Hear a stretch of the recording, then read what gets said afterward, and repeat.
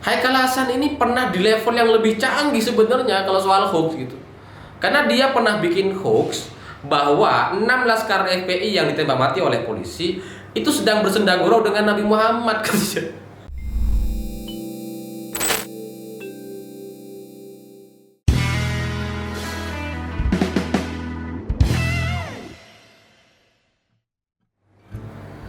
Selamat malam para mantan, selamat malam untuk semua cerita cinta yang tidak kapok-kapok kita perjuangkan.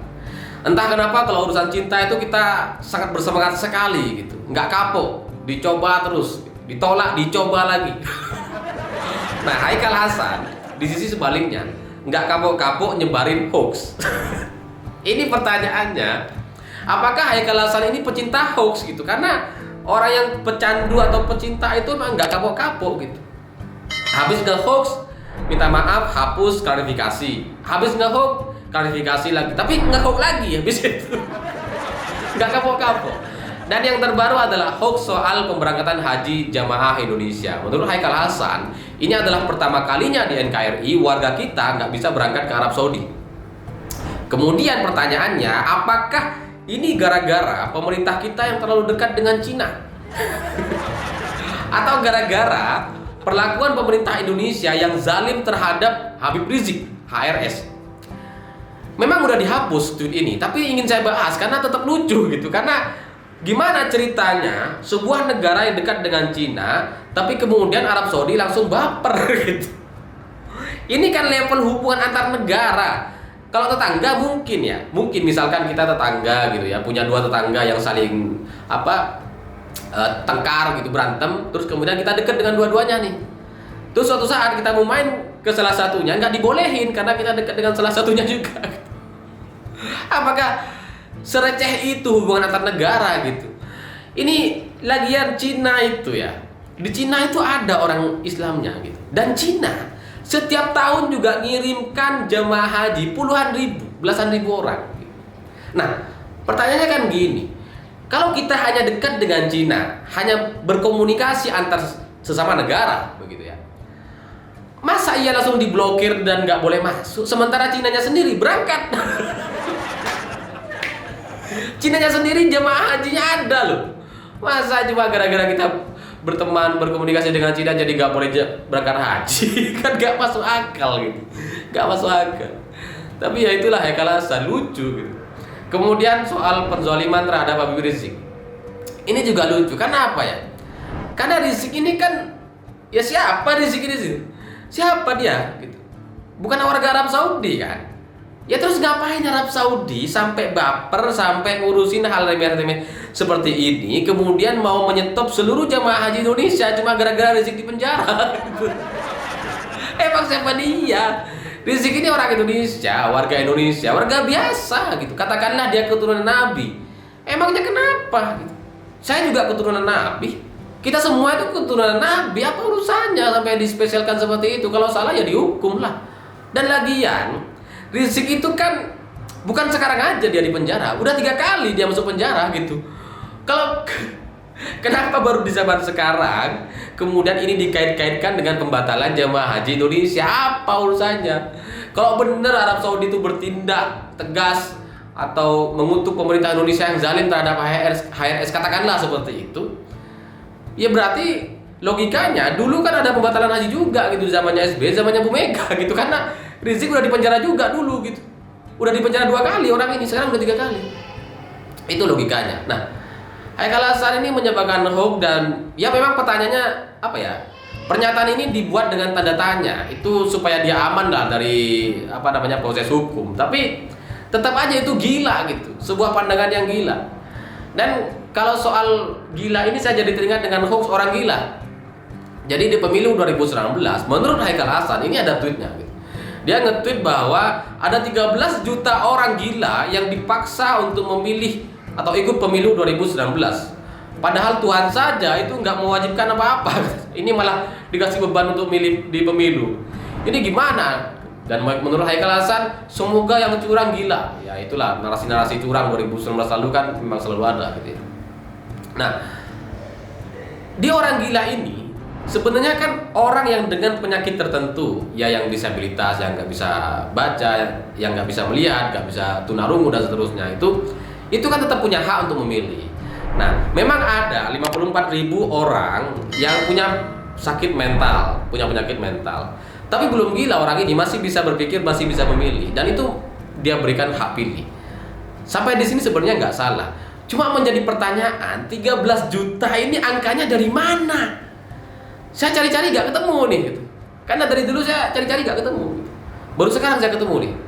Saya kepikiran jangan-jangan karena Monaslimin atau orang-orang penyembah Monas dulu itu 212 itu kan sekitar 6 juta 7 juta orang katanya kan.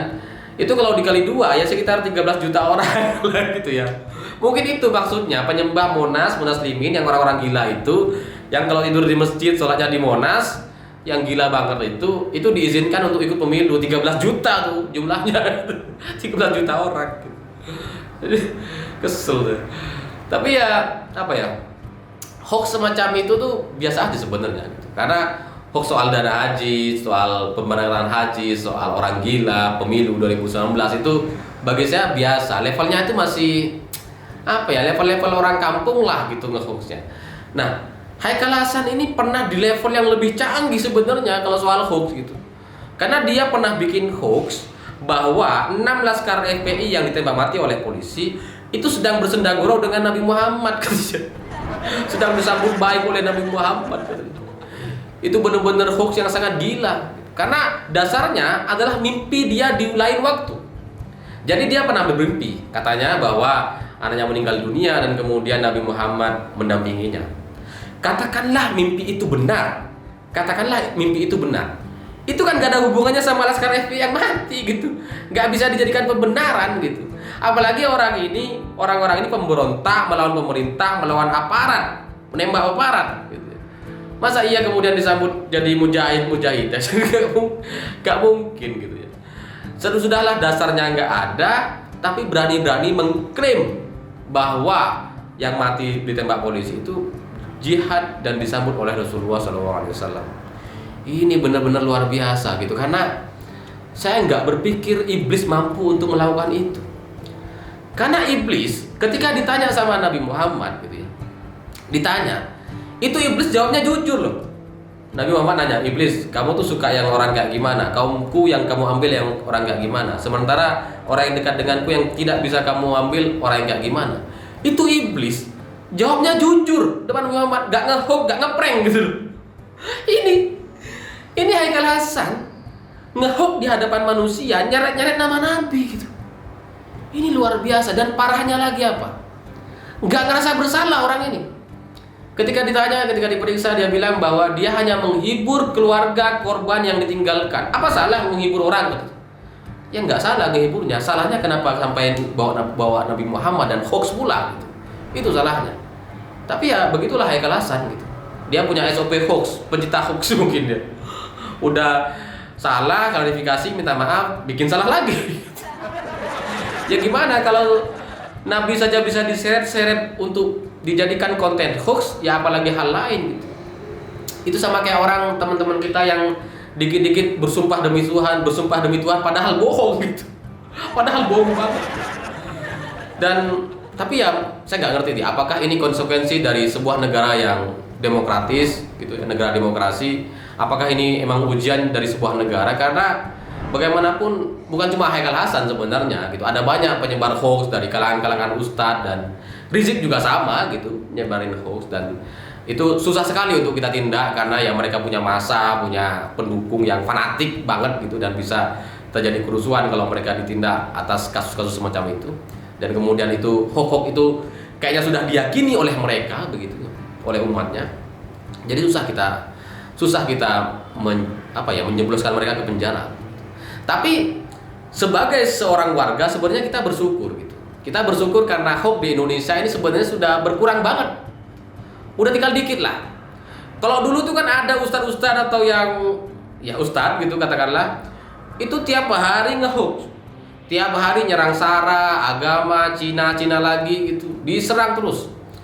Pokoknya orang ini setiap hari tuh kayak nggak ada kerjaan lain selain menyerang pemerintah, jelek-jelekin pemerintah. Tapi kemudian orang itu udah meninggal dunia sih. Saya tidak mensyukuri kematian, enggak gitu. Saya mensyukuri bahwa faktanya dengan mereka meninggal dunia, emang bener hoaxnya jadi berkurang gitu. Jadi ya lumayan lah gitu, lumayan nggak terlalu banyak. Nah, Haikal Hasan kan mestinya sebagai orang yang satu kubu, orang-orang yang satu barisan sebelumnya melihat teman-temannya sudah meninggal dunia dan dikenang sebagai ustadz-ustadz yang suka nyebarin hoax gitu dan provokasi terhadap pemerintah, mestinya kan belajar ya. Udah banyak yang mati, udah banyak yang meninggal dunia, mestinya kan belajar bahwa pada akhirnya kita semua itu akan pergi juga gitu ke alam lain, dan itu akan dihitung. Semua perbuatan kita yang hoax-hoax semacam tadi itu juga akan dihitung gitu. Apa kita nggak takut gitu? Apa Haikal Hasan ini nggak takut atau gimana gitu? Karena saya heran gitu. Bukannya berhenti malah tambah terus, lanjut nge-hoax lagi gitu. Nggak kapok-kapok gitu. Apakah ini sebuah simbol seorang yang benar-benar pencinta hoax atau seperti apa gitu? Tapi ya sudahlah, kita bersyukur ada ustadz-ustadz yang sudah lebih dulu meninggalkan kita sehingga hoax yang ada di Indonesia jadi berkurang begitu. Ya kita bersyukur dengan itu, bahwa kemudian ada tetap orang-orang seperti Haikal Hasan dan ya masih orang-orang lain yang masih ada begitu ya. Mungkin itu adalah ujian untuk menguji kesabaran kita gitu. Mungkin kita perlu bersabar lagi sedikit lagi, karena pada akhirnya nanti mereka juga akan ditelan oleh waktu dan akan dilupakan setelah meninggal dunia. Saya pikir itu. Terima kasih sudah menonton. Jangan lupa subscribe, komen, dan like. Begitulah kura-kura. Karena saya sudah tabayun, saya nggak percaya, dan saya lebih yakin dengan apa yang sudah saya tabayunkan daripada beredarnya di sosial media yang nggak jelas dari siapa. Itulah kejahatan sosial media.